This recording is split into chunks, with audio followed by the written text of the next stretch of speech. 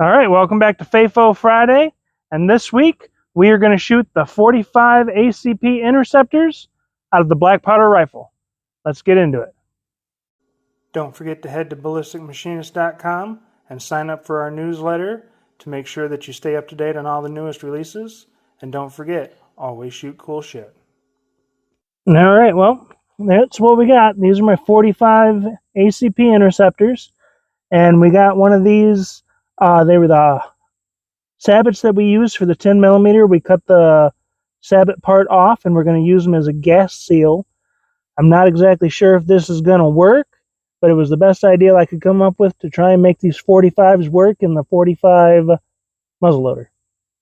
All right, well, it's super hot out here today, but we got one of the 45 Interceptors loaded up in here with 100 grains of the 777 powder behind it. The 45 ACPs are 165 grain. We got the chronograph set up to try and get a speed on this. So let's go ahead and give this a shot.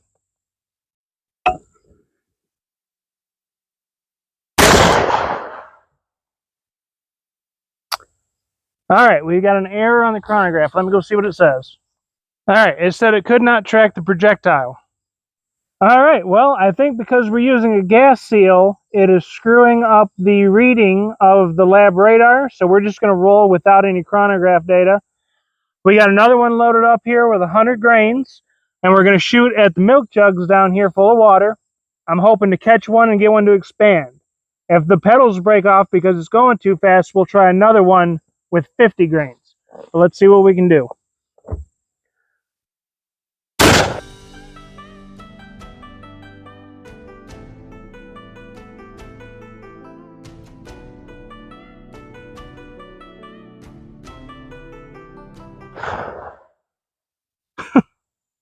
All right, let's go check it out. All right, well, I believe we were going much faster than we were needing to because it completely shredded the first one, blew the whole front part of the second one, and then there's a little exit hole right there. We got an entrance hole into the third one there.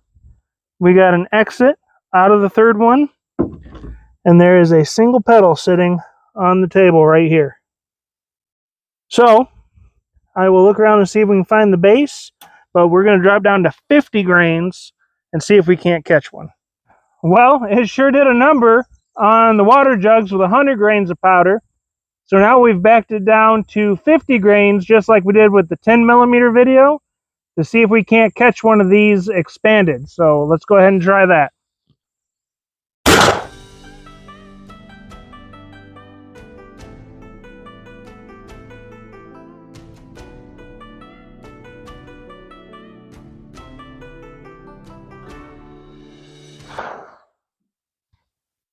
That looks much more reasonable. Let's go check it out. Well, here we are down in our water jugs. It ripped open this first one, and then that does not look like it opened, so we might have bled off too much speed. It went through this one, still has a bunch of water left in it. Went into the bottom of the third one, and then came out higher, and I couldn't figure out why it came out higher, but this hole in the table, it looks like it hit right there. If it'll focus, it hit right there, ricocheted up, and busted our cinder block right there. Right there. So we're going to try to get a bit closer and launch another one into 2 jugs. All right, well, we got another one loaded up with 50 grains of the 777 powder, and we got 2 water jugs and a watermelon. I really want to catch one of these to show you what they look like when they open up. Let's go ahead and try this one.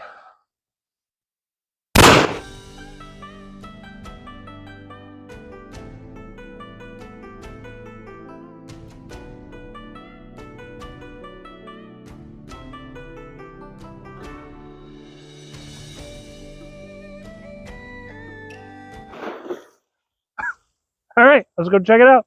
Well, here we are down at our targets. I guess we really wasn't that far this time, but completely shredded that one. Went through, blew this one open, went through that one, and went into our watermelon. And I am willing to bet that we have a bullet somewhere either in this watermelon or behind it. I don't know. Let's tear into the watermelon and see if we can find it.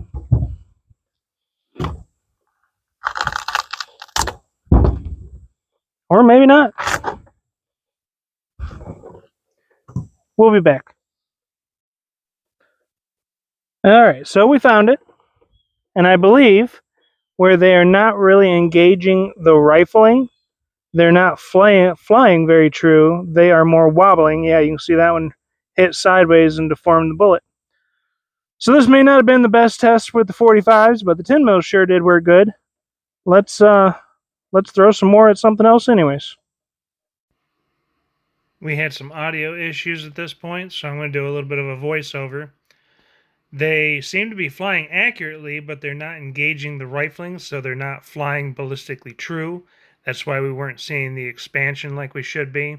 But we're going to try one more at some 91% isopropyl alcohol with a candle behind it and a watermelon behind that, and we're going to try to make like a watermelon flambe.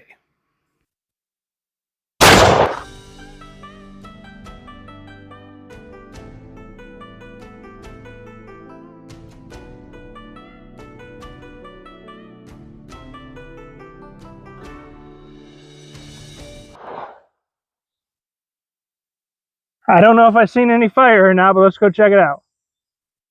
Well, it may not have lit on fire from the candle, but I lit it on fire here just so we could watch it burn. When that stops, we will roll that watermelon over and see what happened.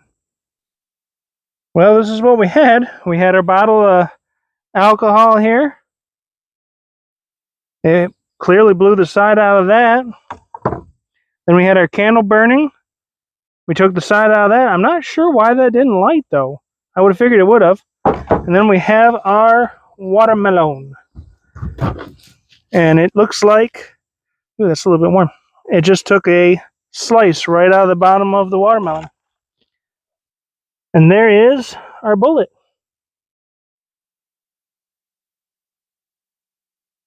So after it hit all that, it started curling up and smashed into the bricks on an upward sideways angle. So the 45s didn't work so good out of the muzzle loader. Sooner or later we will have them all set up right out of the 45 pistols. I hope you enjoyed the video, and remember, always shoot cool shit. All right, guys, check out the channel this Friday for FAFO Friday, 45 cal interceptors and a black powder muzzleloader.